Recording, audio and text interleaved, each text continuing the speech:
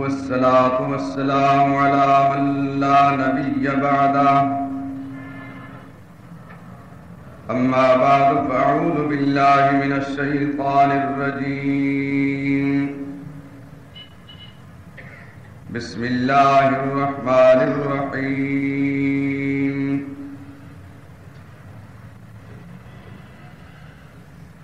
نحن نقص عليك نبأهم بالحق إنهم فتية آمنوا بربهم وزدناهم هدى وربطنا على قلوبهم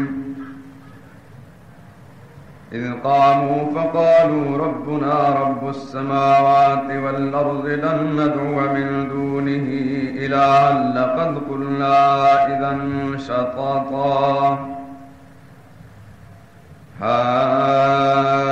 هؤلاء قومنا اتخذوا من دونه آلهة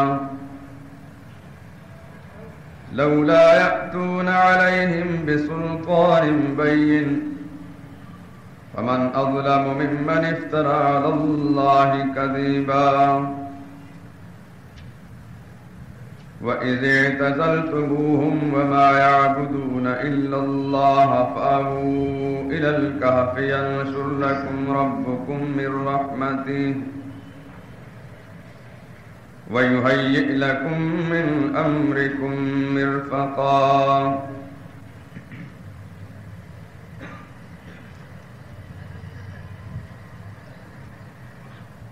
ہم ان کے حالات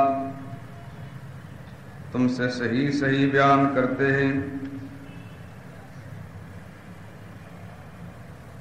وہ کئی جوان تھے جو اپنے پروردگار پر ایمان لائے تھے اور ہم نے ان کو اور زیادہ ہدایت دی تھی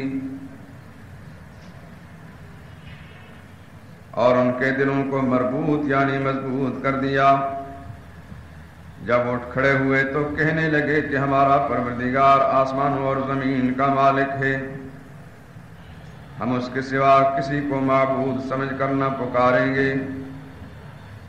اگر ایسا کیا گیا تو اس وقت ہم نے بعید از عقل بات کہی، ان ہماری قوم کے لوگوں نے اس کے سوا اور معبود بنا رکھے ہیں، بھلا یہ ان کے اللہ ہونے پر کوئی دلیل کیوں نہیں لاتے؟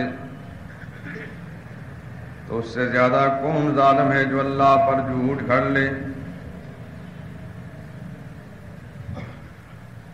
اور جب تم نے ان مشرک لوگوں سے اور جن کی یہ اللہ کے سوا پوجا کرتے ہیں ان سے کنارہ کر لیا ہے تو غار میں چلے جاؤ، تمہارا پروردگار تمہارے لیے اپنی رحمت وسیع فرما دے گا اور تمہارے کاموں میں آسانی کے سامان مہیا فرمائے گا۔ سبحان ربک رب العزت عما یصفون وسلام علی المرسلین والحمد للہ رب العالمین۔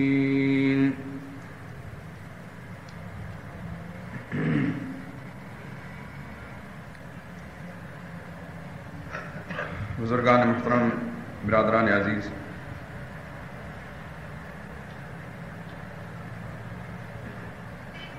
کافی عرصے سے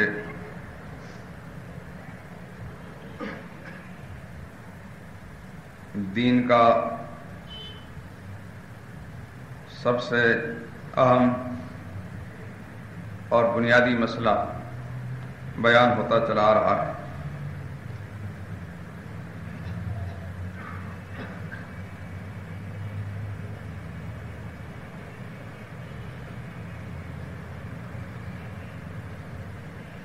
قرآن پاک کے مختلف مقامات سے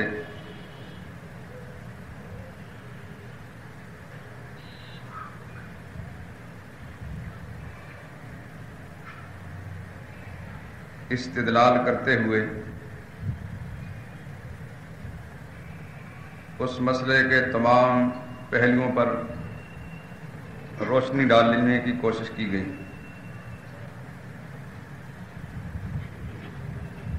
لیکن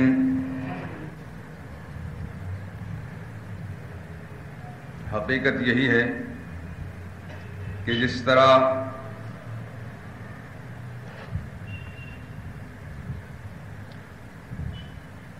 پہلے زمانوں میں انبیاء اکرام علیہم الصلاۃ والسلام ساری زندگی انہوں نے اسی مسئلے کے بیان پر لگا دی، حتیٰ کہ ایک پیغمبر نے خود بارگاہ رب العالمین میں التجا فرماتے ہوئے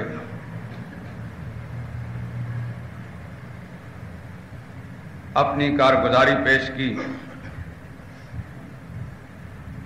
اور یوں عرض کرنے لگے، رب انی دعوت قومی لیلا ونہارا فلم یزدہم دعائی الا فرارا۔ میرے پروردگار، میں نے اپنی قوم کو دعوت دینے میں کوئی کمی اور کسر باقی نہیں رکھی۔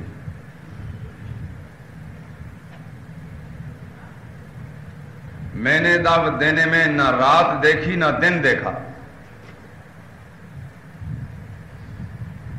اس سے معلوم ہوا کہ خدا کے پیغمبروں کے نزدیک یہ مسئلہ اتنا اہم تھا کہ دن چھوڑ رات کو بھی اللہ کی توحید کا مسئلہ بیان کرتے رہے۔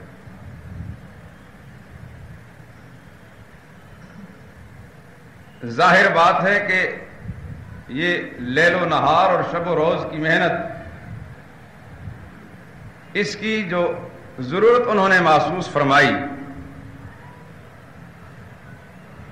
اسی لیے کہ وہ یہ سمجھتے تھے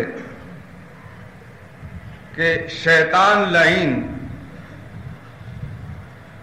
اپنی پوری توانائیاں اور پوری قوتیں خرچ کرتا ہے اس مسئلے کے خلاف۔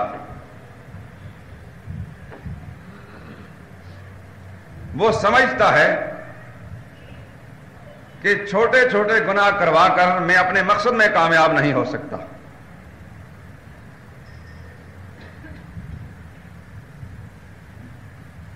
چھوٹے گناہ کرنے کے بعد اگر کسی اللہ کے بندے نے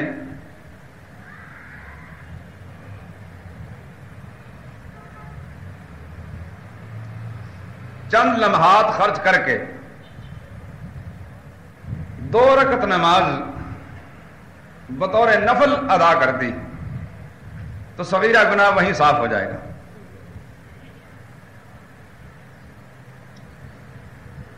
تو اس طرح میری محنتوں پر پانی پھر جائے گا۔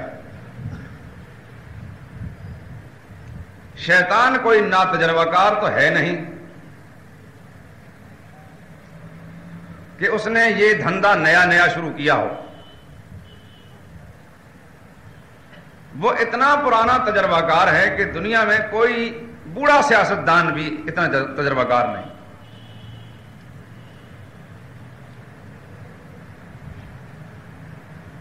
سیاستدان کا لفظ میں جان بوجھ کر بول رہا ہوں،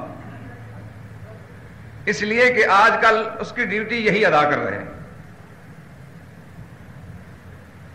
بظاہر تو اپنے آپ کو یہ بڑے مشاق اور ماہر سیاستدان اور بڑے گھاگ سیاستدان کہلاتے ہیں، مگر میں یہ سمجھتا ہوں کہ شیطان ان سب کا پیر و مرشد ہے۔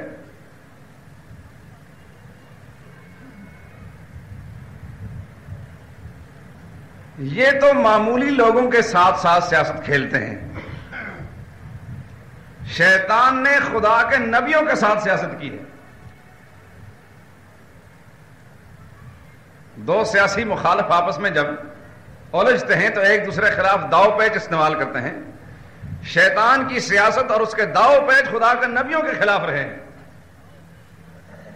ایک شیطان کے شیطانی نظام اور اس کی وہ ساری سازش، اس کے خلاف پروردگار عالم نے اس کو ناکام کرنے کے لیے لگاتار 1 لاکھ اور کئی ہزار پیغمبر بھیجے اس دنیا کے اندر علیہم الصلاۃ والسلام۔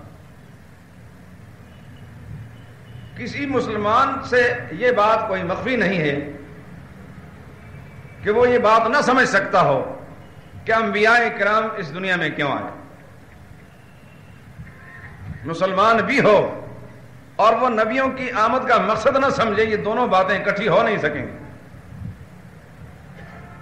اگر وہ نبی کے نام کو جانتا ہے تو نبی کے کام کو بھی جانتا ہوگا. نام معلوم ہو، نبی کا کام معلوم نہ ہو، یہ مومن کی شان نہیں. ہر مومن نبی کے مقصد کو سمجھتا ہے. نبی آئے شیطانی نظام کے خلاف جہاد کرنے کے، چاہے کسی شعبے میں ہو اور کسی لائن پر بھی ہو. اور نبی کا وارث بھی اپنی زندگی کا یہی مقصد سمجھے گا کہ کسی پہلو سے اور کسی لائن پر بھی شیطان کا کوئی وارث اور اس کا نمائندہ اور جانشین اس کے مشن کو آگے بڑھانے کی کوشش کرے گا تو نبی کا وارث اس کے راستے میں سدرا بن جائے گا.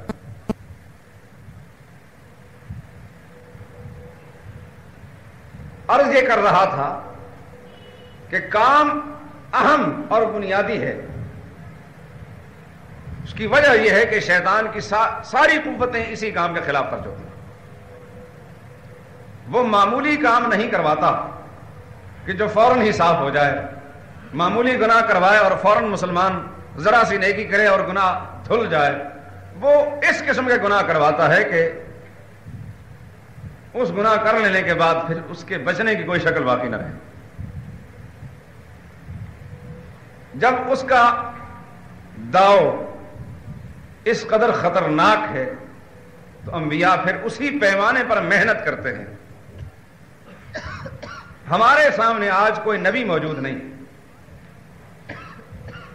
لیکن ایک کتاب ایسی موجود ہے جو ترجمان ہے تمام انبیاء اکرام علیہ الصلوۃ والسلام کی محنتوں کی. ایسی سچائی موجود ہے کہ جس کا دنیا میں کوئی توڑ نہیں ہے.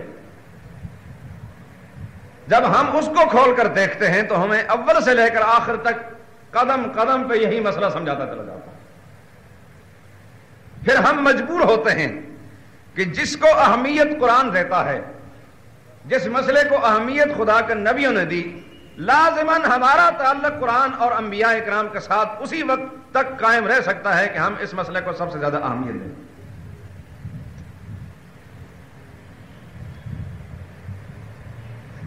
خود ساختہ عقل مندوں کے نزدیک یہ ہوگی دیوانگی. وہ کہیں گے کہ یہ دیوانے ہیں، پاگل ہیں، وقت کے ساتھ ساتھ نہیں چلتے، وقت کے تقاضوں کو نہیں سمجھتے. اصل میں یہ بھی شیطان کی ایک چال ہے اور شیطان کا وسوسہ جو اس کے دماغ میں بیٹھ گیا ہے، جو وقت اور اس کے تقاضوں کے عنوان سے وہ ان کے سامنے پیش کرتا ہے. شیطان کی پوری کوشش یہ ہوتی ہے کہ انسان کے ذہن کو کسی ایسی طرف متوجہ کر دے جو بالکل لا حاصل اور بے مقصد ہو. جیسا کہ یہ ہمارے سیاسی شعبدہ باز ہیں، ساری زندگی مارے مارے پھرتے ہیں، بعض اوقات دن رات طے کر دیتے ہیں. نبی کہتا ہے انی دعوت قومی لیلا ونہارا، وہ خدا کی توحید کے لیے دعوت دیتے ہیں دن رات، اور یہ اپنے اقتدار کے حصول کی خاطر قوم کو چکر چڑھائے رکھتے ہیں دن رات. اور بعض اوقات منزل مقصود تک نہیں پہنچ پاتے کہ پہلے اسرائیل ان کی زندگی کی ڈوری کو کھینچ لیتا.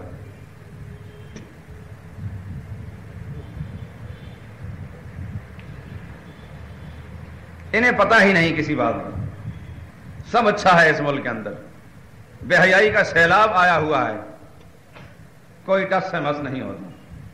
زندقہ اور الحاد اس نے اس ملک کی نظریاتی سرحدوں کو بالکل تہوبالا کر رکھا ہے، لیکن انہیں کوئی فکر اور پرواہ نہیں.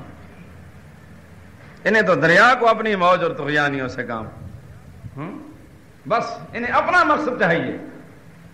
ہمیں اسلام آباد چاہیے. بعض لوگ مجھ سے ناراض بھی ہوں گے لیکن ہو جائیں مجھے کیا پرواہ اس کی. ہمارے بعض عناصر جو اسلام کے نام پر سیاست چمکاتے ہیں، مگر چونکہ اخلاص نہیں اندر، اس واسطے خدا کی مدد ان کے ساتھ نہیں آ رہی. کسی نے کوئی عنوان سامنے رکھا، کسی نے کوئی عنوان سامنے رکھا، کسی کے پیٹ میں مزدوروں کی ہمدردی اور غریبوں کی ہمدردی کا مروڑ اٹھتا ہے، اور دوسرا یہ سمجھتا ہے کہ چلو وہ محاذ تو نے لے لیا، اب یہاں ہمارے لیے تو کوئی کشش اور دلکشی کا سامان نہیں ہوگا، چلو ہم دوسرا عنوان لے لیتے ہیں. کسی نے کہا ہم اسلامی نظام قائم کریں. اب یہ لفظ ایک طبقہ نے لے لیا، دوسرا کہنے لگا کہ لفظ اسلامی نظام، اس میں اتنی کشش، چلو میں نظام مصطفیٰ کا نعرہ لگاتا ہوں. ہمارا مقصد نظام مصطفیٰ اور مقام مصطفیٰ کا تحفظ کرنا ہے. چنانچہ یہی شب و روز کی محنتیں ہیں. کو کچھ نہ سمجھے خدا کرے کوئی پتہ نہیں کہ نظام مصطفیٰ سے ان کا مقصد کیا ہے. رسول اللہ صلی اللہ علیہ وسلم کا کوئی اپنا ذاتی کوئی نظام تھا، یا حضور صلی اللہ علیہ وسلم اس دنیا میں آسمان والے کی مرضی کو پورا کرنے کے لیے تشریف لائے، اللہ کے نظام کو اس دنیا میں جاری و ساری کرنے کے لیے آئے. الغرض باطن میں فطور ہونے کی بنا پر یہ بھی سر رگڑ رہے ہیں اور دوسرے بھی ہاتھ پاؤں مار رہے ہیں، نتیجہ کوئی نہیں نکلتا.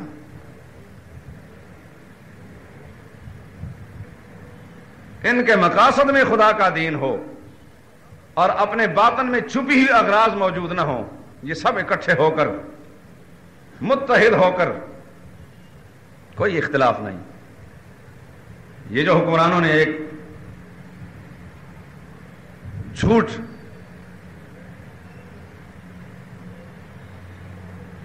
دنیا میں لوگوں کے سامنے مشہور کر رکھا ہے کہ یہ جناب متحد اور متفق نہیں. یاد رکھیں سوائے غیر مسلموں کے مسلمان سارے کے سارے اسلامی نظام پر متحد ہیں.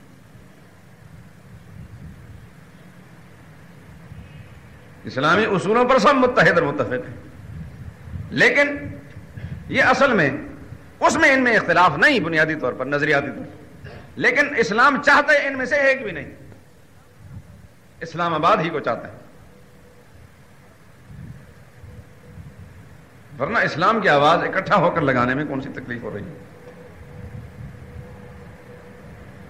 جب مار پڑتی ہے کسی حکمران کی طرف سے وقتی طور پر متحدہ محاذ بنا لیتے ہیں، کبھی اس کا کوئی نام کبھی کوئی نام، اور جب اس طرف سے تشدد میں کمی آتی تو پھر الگ الگ راستے اختیار کر لیتے ہیں.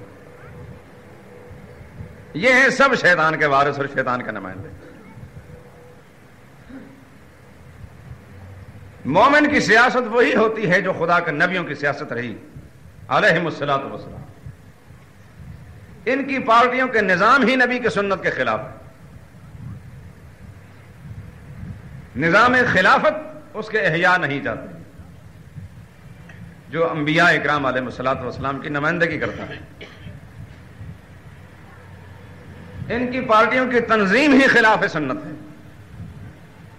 کہ کوئی صدر ہے اور کوئی سیکرٹری ہے اور کوئی فلاں ہے اور کوئی فلاں ہے، اور ہر 5 یا 10 سال کے بعد پھر نیا الیکشن ہوتے ہیں. یہ ساری یورپ سے درآمد کردہ لعنت ہے. اسلام کے اندر شورائیت ہے، اسلام کے اندر ایک امیر ہوتا ہے، اس کو منتخب کیا جاتا ہے.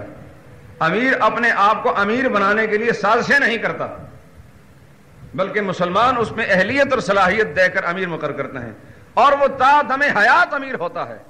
5 سال کے بعد الیکشن کی لعنت کے طور پر اسے گلے میں نہیں ڈالا جاتا، اس کو ہٹا کر دوسرا امیر مقرر کریں گے. اس کے ہٹانے کی 2 شکلیں ہوں گی، یا تو وہ دینی نظام سے منحرف ہو جائے جس دین کے لیے اس کو امیر مقرر کیا تھا، تو پھر اس کو منتخب کرنے والوں کی ذمہ داری کو اس کو ہٹا کر معزول کر کے اپنے لیے ایسا امیر مقرر کریں جو اس مقصد کو پورا کرے، یا وہ خود مستعفی ہو جائے کہ میں پوری طرح اس ڈیوٹی کو ادا نہیں کر رہا، یا اس پر موت آ جائے. ان 3 شکلوں کے علاوہ اس کے ہٹانے کی اور کوئی شکل نہیں. تادم حیات میں امیر ہوتا ہے، باقی سب مامور ہوتے ہیں. جب تک دنیا میں اسلام کا وجود رہا یہی تصور تھا. اب جو حالت ہے آپ کے سامنے, ان کا ہر طریقہ اللہ کے نبی کی سنت کے خلاف ہے. ان کی پارٹی بندی بھی نبی کے سنت کے خلاف, اس کی تنظیم اور اس کی حیت ترکیبی اور وہ سارا ڈھانچہ نبی کے طریقے کے خلاف ہے, اور اس کے بعد سارا طور طریقہ نبی کے. قرآن کو بنیاد بنا کر الاہم فالاہم کے فلسفے پر عمل کر کے جو کام سب سے زیادہ ضروری ہے اس کے لیے سب سے زیادہ محنت کریں. جو ثانوی حیثیت رکھتا ہے اس کو ثانوی حیثیت دیں, جو تیسرے نمبر پر آتا ہے اس کو تیسرے نمبر پہ حیثیت دیں, تو سب کام اللہ کی مدد کے ساتھ خود بخود ٹھیک ہوتے چلے جائیں گے. اسی مسجد میں ایک سیاسی جماعت جو مذہبی اور اسلامی انقلاب کی بھی دائی, اس کے ایک سربراہ کی موجودگی میں نے یہ بات کہی تھی کہ تم لوگ اپنے الیکشن جیتنے کے لیے جس قدر رات دن محنت کرتے ہو اتنی نہ صحیح اس سے نصف محنت بھی تم اس ملک کے اندر اس قوم کی نظریاتی اصلاح کے لیے کوشش کرو, لوگوں کے عقائد اور نظریات کی اصلاح کی کوشش کرو, پھر تمہیں کسی سے جا کر ووٹ مانگنے کی ضرورت نہیں پڑے گی. یہ سب لوگ تمہاری پارٹی کا رقم ہوگا. موجودہ شکل کے اندر اگر وقتی طور پر کسی آدمی نے تم سے دھوکہ کھا بھی لیا, اگلے ہی دن وہ کسی دوسرے کا وفادار ہوگا. لیکن جس کا نظریہ بدل جائے گا, دین کے مطابق آ جائے گا, پھر وہ استاد ہمیں حیات تمہارا ہی ممبر ہے, اس کے پاس جانے کی تمہیں کوئی ضرورت نہیں ہوگی. ان بدبختوں کی یہ بدبختی ہے جو کام کرنے کا ہے وہ نہیں کرتے, جو نہیں کرنے کا وہ کر رہے ہیں. انبیاء اکرام علیہ الصلوۃ والسلام نے الیکشن نہیں لڑے تھے, ووٹ کا مطالبہ نہیں کیا تھا, اور انہوں نے جو دن رات محنت کی اس لیے نہیں کی کہ آئندہ چل کر ہم نے کوئی ان پر اقتدار یا حکمرانی کرنی ہے. انہوں نے نظریات کی, عقائد کی اصلاح کی فکر کی. جس کا عقیدہ صحیح بن گیا وہ خدا کا نبی کا خادم اور غلام بن گیا, وہ اپنی جان چھڑکنے والا تھا. یہی نبیوں کی سیاست تھی. اور پھر وقت ایسا بھی آیا کہ رب العالمین نے اس نبی کو بادشاہیت کا مقام عطا فرمایا. وَآتَيْنَاهُمْ مُلْكًا عَظِيمًا. ہمارے سامنے قرآن کریم گواہ ہے. داؤد علیہ السلام خدا کے نبی ہیں مگر بادشاہ بھی ہیں. حضرت سلیمان خدا کے پیغمبر بھی ہیں مگر بادشاہ بھی ہیں. جناب رسول اللہ صلی اللہ علیہ وسلم کی زندگی میں سب نبیوں کی شان جمع ہے. وہاں درویشی بھی ہے, فقیری بھی ہے, زہد بھی ہے اور بادشاہی بھی ہے. چنانچہ نبی پاک صلی اللہ علیہ وسلم کی زندگی چونکہ سب سے آخری نبی تھے اور عالمگیر نبی تھے, اس واسطے آپ کی حیات طیبہ میں تمام انبیاء کی شان خدا نے جمع فرما دی. نبی کے جسم پر دیکھنے والوں نے ایسے لباس کو بھی دیکھا جو کسرا کو میسر نہیں آیا, اور نبی کے جسم پر ایسا کپڑا بھی دیکھا گیا کہ جس پر کئی پیبند لگے ہوئے تھے. سب شانیں اب محمد رسول اللہ صلی اللہ علیہ وسلم کی ذات اقدس میں جمع تھی صلی اللہ علیہ وسلم. مجھے بعض اوقات یہ باتیں بار بار شروع سے پھر اس کے حروف ابجد گننا پڑتے ہیں. کہنے کا مقصد یہ ہے کہ ہم دیوانے نہیں ہیں میرے دوستوں. وہ آدمی پاگل نہیں ہوتا جو خدا کی کتاب کی طرف توجہ کرتا ہے. اگر کوئی آدمی یہ سمجھتے ہیں کہ ان کو اور مسئلہ نہیں آتا, مسئلے سارے آتے ہیں, مگر کیا کریں جب قرآن کریم کو کھولتے ہیں, غور کرتے ہیں, پڑھتے چلے جاتے ہیں تو زیادہ زور اسی مسئلے پر پاتے ہیں ہم, پھر مجبور ہو کر اسی مسئلے کو بیان کرتے ہیں کہ اللہ نے اس مسئلے کو اہمیت دی ہے, اولیت دی ہے, اولیت ہم اسی کو دیں گے. میں نے آپ حضرات کے سامنے یہ آیات کریمہ پچھلے جمعے اور اس سے پچھلے جمعے بھی پڑھی تھی. ان آیات کریمہ میں اللہ تعالیٰ نے ایسے لوگوں کا حال بیان کیا ہے,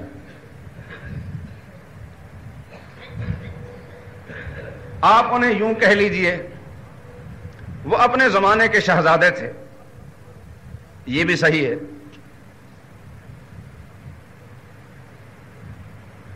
یوں کہہ لیجئے کہ وہ مجاہد قسم کے نوجوان تھے, یہ بھی درست ہے. یا یوں کہہ لیجئے کہ ایک مسلمہ اولیاء اللہ تھے, اللہ کا ولی تھے, یہ بھی ایک حقیقت ہے. یعنی یہ وہ لوگ ہیں کہ جن کی ولایت پر اللہ نے گواہی دی ہے, میرے اور آپ کے کہنے سے ولی نہیں بنے. انسان کسی کو کوئی حیثیت دے دے، کوئی مرتبہ اور درجہ دے دے، غلطی کا امکان ہے کہ اس کے انتخاب میں غلطی ہو گئی، وہ اس قابل تھا نہیں جو اس نے بنا لیا، مگر اللہ کے انتخاب میں غلطی نہیں ہوتی، اللہ نے ان کو ولایت کے مقام پر بٹھا دیا تھا۔ ولی بنے کیوں؟ یہ وجہ قرآن بیان کرتا ہے۔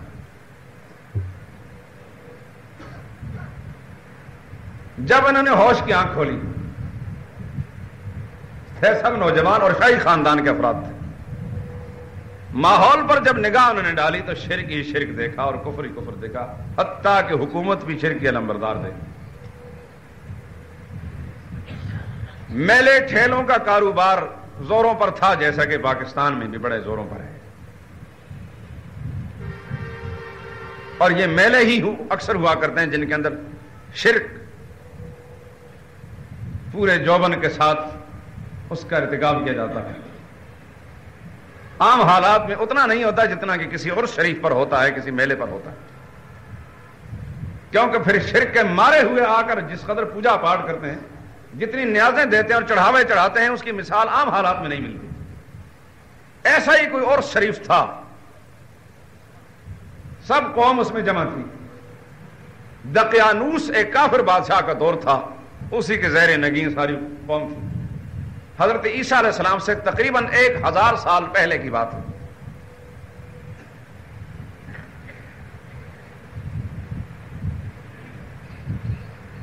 یہ بھی گئے،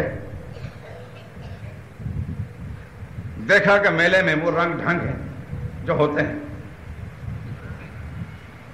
پوجا پاٹ ہو رہی ہے۔ ایک نوجوان یہ تماشا دیکھتے دیکھتے خاموشی سے کھڑا دیکھ رہا تھا یہ منظر، وہاں سے ہٹ کر ایک کنارے پر جا بیٹھا اور چپ ہو کر وہ سارا تماشا دیکھ رہا، دل ہی دل میں کڑ رہا ہے مگر بولتا نہیں۔ چند لمحوں کے بعد دوسرا ایک شخص وہاں جا بیٹھا، آپس میں کوئی بات چیت نہیں مگر وہ بھی چپ بیٹھا ہے۔ تیسرا، چوتھا، پانچواں، چھٹا، ساتواں، ساتوں 7 آدمی جا کر وہاں بیٹھ گئے، سارا دن آپس میں کوئی بات نہیں کی، اور ہر ایک مجمع سے نکل کر، میلے سے نکل الگ اس لیے بیٹھا ہے کہ میلے کے جو طور و طریقے انہیں پسند نہیں، مگر آپس میں ایک دوسرے کوئی بات نہیں کر رہے کہ ہم یہاں کیوں الگ ہو گئے۔ شام کا وقت آیا، ایک نے دوسرے سے پوچھا کہ بھائی بتائیں صحیح، ہم سارا دن یہاں بیٹھے رہے، ایک دوسرے سے پوچھا نہیں، آپ کون ہیں، کچھ تعارف تو کرائیں۔ اس نے دبے لفظ میں کہا کہ بات یہ ہے کہ میں بآواز بلند کی کہہ نہیں سکتا، کہیں جاسوس ہماری بات کو آگے نہ پہنچا دے اور مخبری نہ ہو جائے۔ مجھے یہ اپنی قوم کر اپنی حکومت کا یہ طریقہ کار پسند نہیں، یہ خدا کی بغاوت ہے، آسمان و زمین کے پیدا کرنے والے کی بغاوت ہے۔ دوسرے نے کہا سچی بات تو یہی ہے کہ میں بھی اسی لیے الگ ہوا۔ اب وہ دونوں تیسرے کی طرف متوجہ ہوئے، اس نے کہا کہ خدا کی قسم میرے دل میں بھی یہی بات ہے۔ الغرض ساتوں کے ساتوں متحد اور متفق نظریے پر پائے گئے۔ انہوں نے کہا کہ اب کیا کریں؟ آپس میں فیصلہ یہ ہو کہ کرنا کیا ہے؟ کرنا وہی ہے جو اس سے پہلے اللہ والے کرتے رہے۔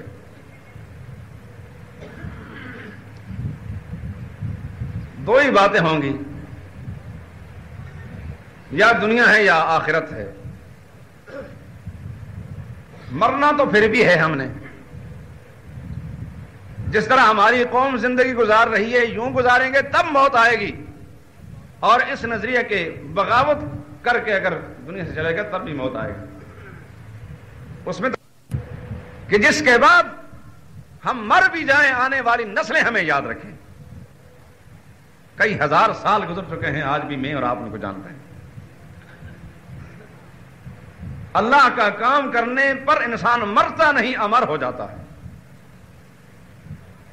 دنیا سے بظاہر پردہ تو کر لیا، دکھائی کسی کو نہیں دیتے۔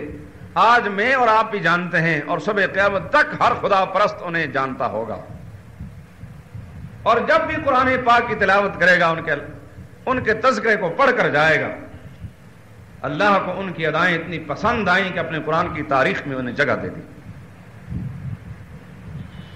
یہی وہ چیز ہے دوستو،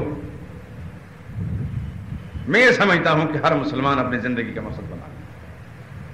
کتنے پیدا ہوئے اور کتنے مر گئے، ہم میں سے کون کس کو جانتا ہے؟ آج بھی مر رہے ہیں دوستو، ہفتے کے بعد بھول جاتے ہیں، فراموش ہو جاتے ہیں، مگر جو اپنی زندگی کا مقصد وہ بنا لیتے ہیں جو انبیاء اکرام علیہ السلام کا تھا، وہ بظاہر دنیا سے پردہ کر لیتے ہیں، مگر اللہ ان کو ہمیشہ ہمیشہ کے لیے زندہ و تابندہ رکھتا ہے۔ انہوں نے دو کاموں میں سے ایک کام منتخب کیا، یا تو دنیا والوں کو خوش کر لیں یا خدا کو خوش کر لیں۔ دونوں چیزیں اکٹھی ہو نہیں سکیں گی، دنیا والے بھی خوش ہو اور اللہ بھی خوش ہو، یہ بات نہیں ہوگی۔ اللہ کو خوش کرنے کے لیے دنیا والوں کی ناخوشی برداشت کرنا پڑے گی، بصورت دیگر دنیا والوں کو خوش کیا تو خدا ناراض ہو جائے گا۔ انہوں نے طے کر لیا کہ اب اللہ ہی کو خوش کرنا ہے، چاہے حکمران ناراض ہو جائے کوئی پرواہ نہیں، ہماری قوم کے لوگ ناراض ہو جائیں کوئی پرواہ نہیں۔ بس یہ طے کرنے کے بعد انہوں نے کہا اب رہیں کہاں، گھر تو جا نہیں سکتے۔ اللہ نے دل میں بات ڈالی، قریب ہی کوئی پہاڑ تھا، وہاں چلے گئے اور اس کے اندر کوئی غار نظر آیا، وہاں جا بیٹھے، مگر کرنے یوں لگے کہ رات کو وہاں جا چھپتے، دن کو بھیس بدل کر گشت کرتے، محلے محلے اور جا کر ایک ایک کو پوچھتے، اس کے نظریے کو ٹٹولتے اور اس کے دل و دماغ میں بات ڈالتے۔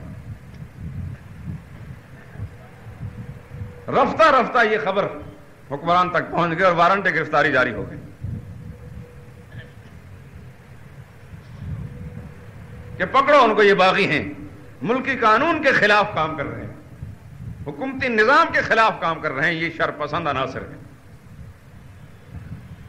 ان کو اطلاع ملی، یہ واپس غار میں چلے گئے اور لیٹتے ہی اللہ نے ان پر نیند طاری کر دی، سو گئے اور سوئے پھر سوئے پڑے رہے۔ یہ سب قرآن میں موجود ہے، جو سورت میں نے اس وقت تلاوت کی ہے چند آیات، اس کے اندر یہ سارا تذکرہ موجود ہے، سورہ کہف۔ اللہ پاک نے اپنی قدرت کا ایک نمونہ آنے والی نسلوں کو یہ دکھایا کہ ان پر اتنی لمبی نیند طاری کر دی کہ 100 سال گزر گئے، دوسری صدی شروع ہو گئی، چلتے چلتے دوسرا 100 سال بھی گزر گیا، تیسری صدی شروع ہو گئی، 300 سال بھی گزر گئے اور چوتھی صدی شروع ہو گئی۔ تقریباً چوتھی صدی کے ابتدائی 9 برس گزرے تھے، 309 سال تک سونے کے بعد پھر اللہ نے ان کو جگایا۔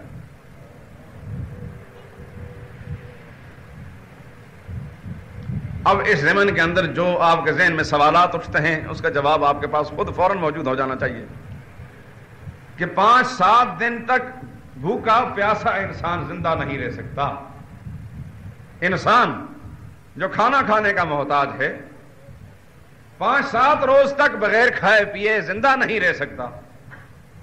3 صدیاں بیت گئیں اور اوپر بھی کچھ سال گزر گئے، ابھی وہ زندہ ہو جاوید پھر اٹھ رہے ہیں۔ دوست اور بزرگوں، یہ کون کر رہا ہے یہ کام؟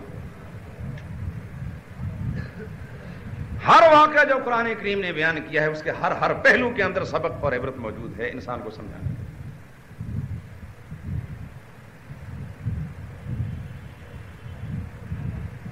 اور 309 برس کے بعد جب وہ جاگتے ہیں آپس میں ایک دوسرے سے پوچھتے ہیں، جیسے سو کر انسان جاگتا ہے، بھائی کتنی دیر ہو گئی؟ کم لبثتم، کتنی دیر ٹھہرے ہو، کتنا وقت سونے میں لگ گیا؟ قالوا لبثنا یوما او بعض یوم، کہنے لگے بھائی شاید ہمیں صبح سوئے تھے اب شام ہو گئی ہے۔ کچھ کہنے لگے نہیں بھائی شام نہیں ہوئی، پورا دن نہیں گزرا، آدھا دن گزرا.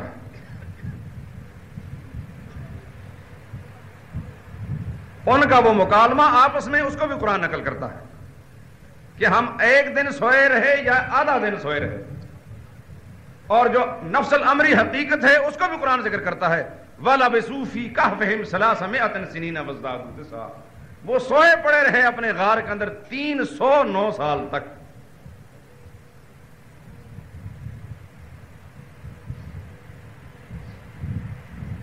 اب ایک چیز غور طلب ہے،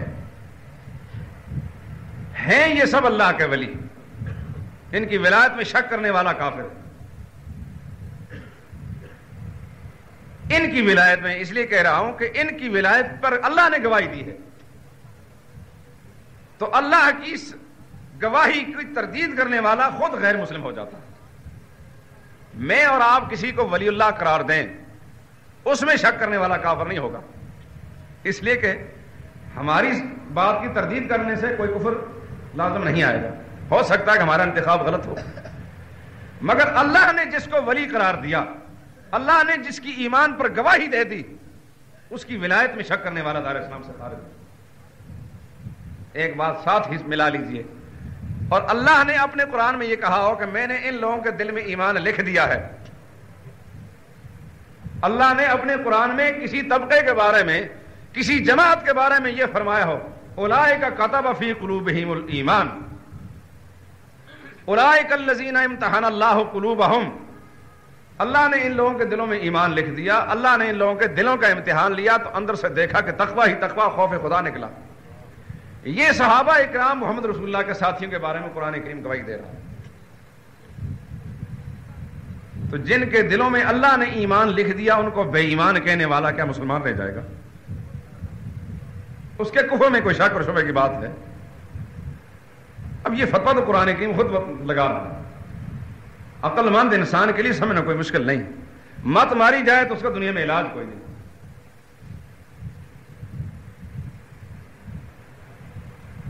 ان کی ولایت شک و شبہ سے بالا ہے. سچے ولی اللہ ہیں، ولی اللہ جھوٹ نہیں بولا کرتے، جھوٹے لوگ نہیں ہوتے. سچے لوگ ہیں، آپس میں گفتگو کر رہے ہیں، کتنی دیر سوئے پڑے رہے، کہنے لگے آدھا دن یا ایک پورا دن سوئے رہے. جھوٹ بول رہے تھے یا سچ کہہ رہے تھے؟ آپ جواب بھی تو دیں نا مجھے. سچ کہہ رہے تھے. خلاف حقیقت جان بوجھ کر ولی اللہ نہیں کہتا، جو انہوں نے سمجھا وہی کہا. ڈرامہ نہیں کر رہے تھے.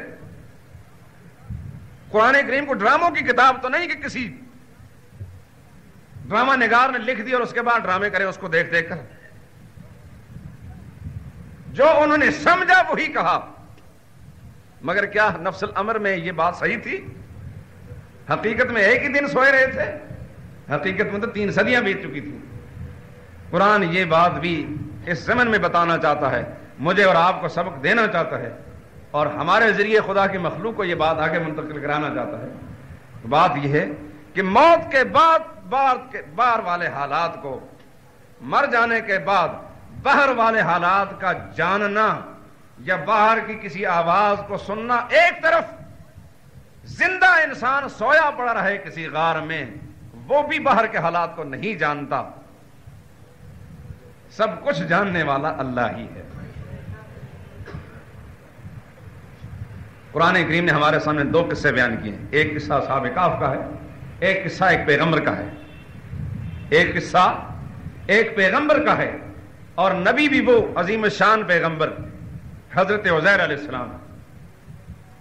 او کالذی مر علی قریۃ وہی خاویۃ علی عروشها. اس شخص کا حال ان لوگوں کے سامنے بیان کیجئے جو ایک ویران بستی پر سے گزرا تھا. ایک شہر پر سے گزرا، اس کو ویران پایا. پیغمبر کے دل میں یہ خیال پیدا ہوا، قال انا یحیی ھذہ اللہ بعد موتها. یہ بستی، یہ شہر آئندہ پھر سے کبھی آباد ہوگی بھی یا نہیں؟ ایک ظالم بادشاہ نے اس بستی پر، اس شہر پر چڑھائی کر کے اس کی اینٹ سے اینٹ بجا رکھی تھی، اس کی آبادی کو بربادی میں تبدیل کر کے وہاں کے مکینوں اور باشندوں کو لونڈی غلام بنا لیا تھا، ساری بستی اور شہر ویران۔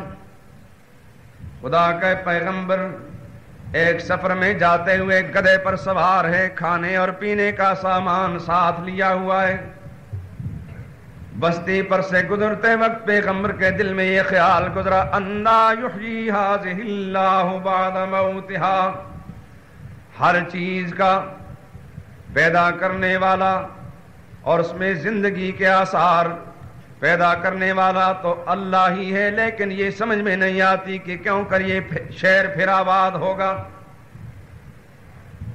نبی کے دل میں یہ خیال آیا ہی تھا کہ رب العالمین نے پیغمبر کے اس ادنا سے شبہ کو بھی ہمیشہ ہمیشہ کے لیے صاف کرنے کے لیے اور آنے والی نسلوں کو سبق دینے کے لیے اسی لمحے پیغمبر پر وہیں موت طاری کر دی۔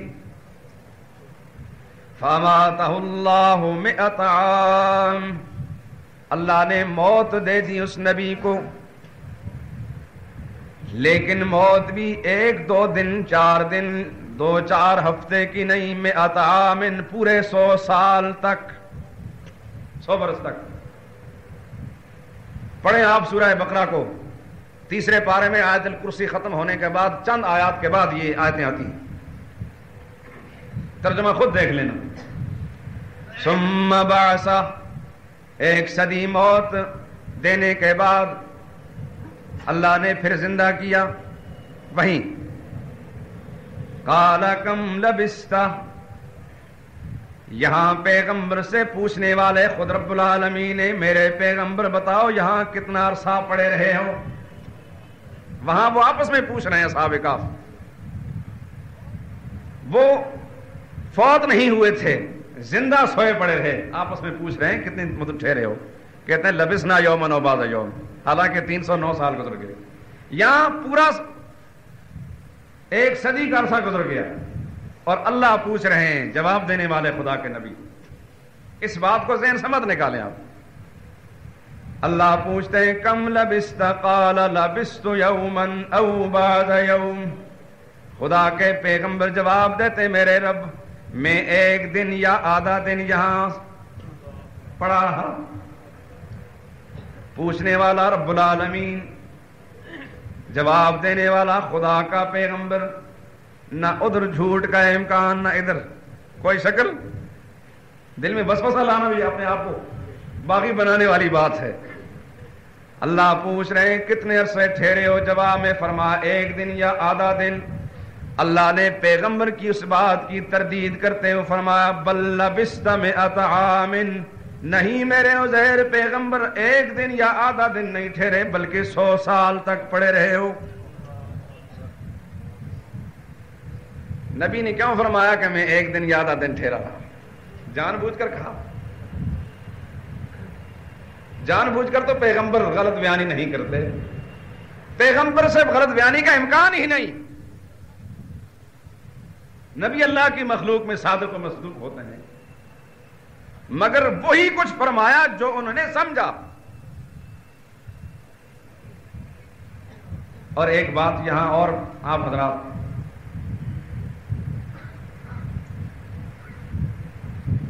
ایک آدمی فوت ہونے کے بعد زمین میں دفن ہو جاتا ہے، منو مٹی کے نیچے، نبی ہو یا غیر نبی، اور ایک آدمی فوت ہونے کے بعد زمین کی سطح پر پڑا۔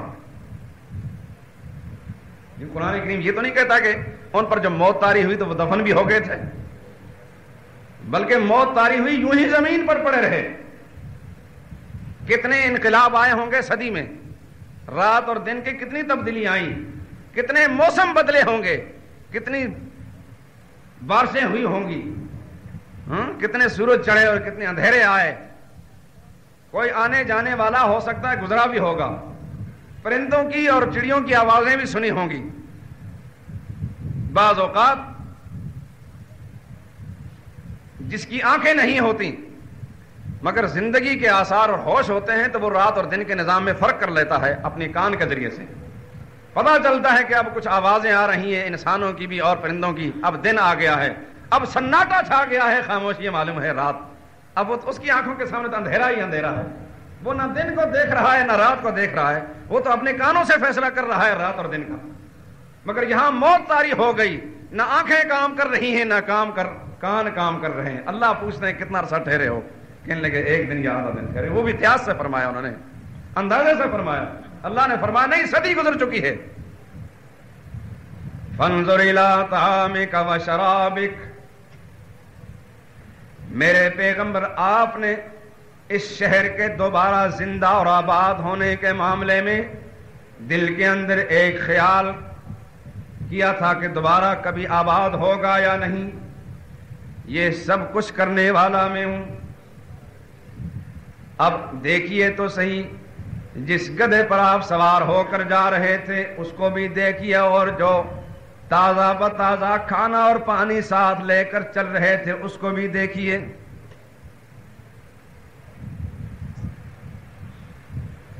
عادتاً کوئی کھانا اور تازہ پانی 2-4 دن گزرنے کے بعد سڑ جاتا ہے, برباد ہو جاتا ہے.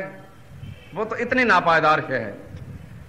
اور اس کے مقابلے میں کوئی گدھا جیسے جانور, وہ تو 10-20 برس تک زندہ رہ سکتا ہے, 2-4 دن میں خراب نہیں ہوتا. جو مضبوط چیز تھی اس کی حالت بھی دیکھیے, جو کمزور چیز تھی اس کی حالت بھی دیکھیے. فانظر الی طعامک و شرابک لم یتسنہ, صدی تو گزر چکی ہے لیکن میری قدرت کا تماشا بھی دیکھیے کہ وہ کھانا پینا آپ کا اسی طرح تازہ و تازہ ہے, وہ گل سڑ نہیں گیا. وانظر الی حمارک, اور پھر دوسری نگاہ ڈالیے اپنے گدھے پر بھی. جب ادھر دیکھا تو کوئی گدھا نہیں تھا, صرف ہڈیوں کا ڈھانچہ پڑا ہوا تھا. وَلِنَجْعَلَكَ آیَةً لِلنَّاسِ, میرے پیغمبر آپ کے ساتھ یہ معاملہ کر کے ہم آنے والی نسلوں کو قیامت تک کے لیے سبق دینا چاہتے ہیں.